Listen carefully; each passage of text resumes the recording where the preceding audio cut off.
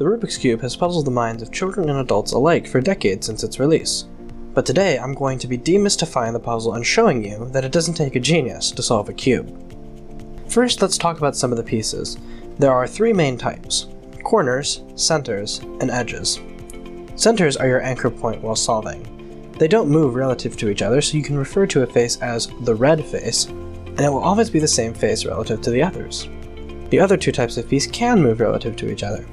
These are edges, which have two colors, and corners, which have three. To solve the cube, we must first insert all of the pieces in the first layer, shown here. We will then insert the edges into the second layer, and finally we will reorient and reposition the pieces in the top layer. To do this, we will be looking for patterns and using algorithms, or predetermined sets of moves. The first piece you will have to look for is a white edge. This is any edge piece that has white on it. From there, you must align the piece as shown, so that both the white and the other color line up with the corresponding centerpiece. Following this, you'll need to do this with the remaining white edges. Unfortunately, we don't have an algorithm to bring the cube to this pattern called the white cross, but if you stick with it, you'll find that it isn't that difficult to achieve intuitively. From here, we must insert the corners into the first layer. Position the white face on top. We will call this the U layer. The bottom layer is the D layer. The left and right will be labeled L and R, and the front and back will be labeled F and B. These labels make up the basics of cube notation. Simply writing the label constitutes a 90-degree clockwise turn. Writing an apostrophe following the label denotes the same turn in the counterclockwise direction. And writing a 2 following the label denotes a 180-degree turn in either direction. Now, to insert the corners, position the cube so that you have any white corner, a corner piece with white on it, in the bottom layer, and make sure that the white part of that corner is facing you. Then rotate the bottom layer so that the corner is positioned in between the two centers that correspond to the other two colors on that corner. Then perform the appropriate algorithm to insert it. In this case, we use D, L, D prime, L prime. Note that where we write an apostrophe, we say prime. You'll need to do this for all four corners. Here are some other cases. This case is similar to the first, but it's on the other side of the cube. Insert this corner and perform D prime, R prime, D, R. You may also find that a piece is either in the wrong position or the wrong orientation in the top layer. In this case, simply perform F, D prime, F prime if it's on the right side of the cube, or F prime, D, F if it's on the left. This puts the piece in the bottom layer for proper insertion. Finally, if a corner piece has white facing down, as shown here, rotate the bottom layer so it is below a non-white corner, a corner that does not have white in it, in the top layer. Then perform the algorithm R prime, D2, R to reorient the piece, then insert it as normal. This solves the bottom layer.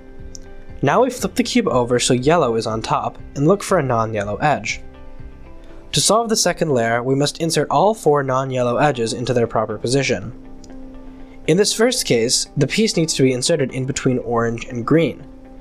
Since orange is facing out, position the piece so that orange is on the front face, then perform the algorithm U prime, L prime, U, L, U, F, U prime, F prime. This will correctly position the piece between the center you started on and the center on the left face, in this case, green. If you need to insert the piece into the right, perform U, R, U prime, R prime, U prime, F prime, U, F. In the case that there are no more second layer pieces in the last layer, and two or more of the pieces in the second layer are positioned incorrectly, you must perform one of the two second layer algorithms to displace it with any piece from the top layer. Here I opted to displace the one on the right, but it doesn't matter which one you choose. From there you can insert the piece as you would any other. The same case applies if an edge is in the proper position but flipped. Simply displace it, and then reinsert it in the correct orientation using the algorithms from before. Now we can move on to the last layer. Our goal again here is to build a cross, and there are three cases that we need to learn. If the edges on top form a line, rotate the top layer so that this line is parallel with the F face, then perform the algorithm F, R, U, R prime, U prime, F prime. This forms a yellow cross. In the cases that the edges on top form this L shape, rotate the top layer to the configuration shown, then perform the algorithm F, R, U, R prime, U prime, R, U, R prime, U prime, F, which is the same algorithm as before, done twice, with the useless F, F prime left out for simplicity. We say it is useless because the F prime undoes the F, leaving the cube unchanged. This, once again, forms a yellow cross. The final case is if the edges form no shape, leaving only the center as a dot on the top layer. In this case, perform the second algorithm, which will render a line, rotate the top layer so that this line is parallel to the F face, then perform the first algorithm to achieve the cross. From here we need to reposition the top layer edges to solve what I like to call the complete cross, a cross that, as in the first layer, has all of the edges connecting to the appropriate centers. Start by finding a solved edge and positioning it on the L face by rotating the entire cube. If you have two, position the second one on the B face if they are adjacent. If they aren't, then just make sure that one of them is positioned on the L face. Then perform the algorithm R, U2, R prime, U prime, R, U prime, R prime, U prime. This algorithm flips the position of the two edge pieces in the F and R faces while preserving their proper orientation. Repeat this step until you have solved the complete cross. Now we will solve the corners. First, check to see if any of the corners are already properly positioned. This means, again, that they are positioned in between the three faces that share their colors. You will either have no correct corners, one correct corner, or all four of them will be correct. In the case that only one is correct, position it in the corner between the F, R, and U faces by rotating the entire cube. Then perform the algorithm U, R, U prime, L prime, U, R prime, U prime, L. Do this until all four corners are correctly positioned.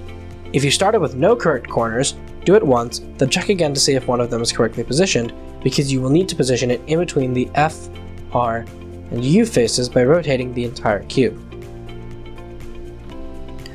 Once this is done, we just need to reorient the corner so that yellow is facing up. Hold the cube so a corner that does not have yellow pointing up is in the bottom right corner. Then perform the algorithm R, D prime, R, D twice. If yellow is still not facing up, do it twice more, then rotate the top layer so that the next corner that is unsolved is in the correct position. Repeat until all corners are solved, and don't worry if the rest of your cube gets messed up. It will be corrected by the end of this step. All you have to do now is simply rotate the top layer until the cube is solved. Congratulations! You just solved a Rubik's Cube.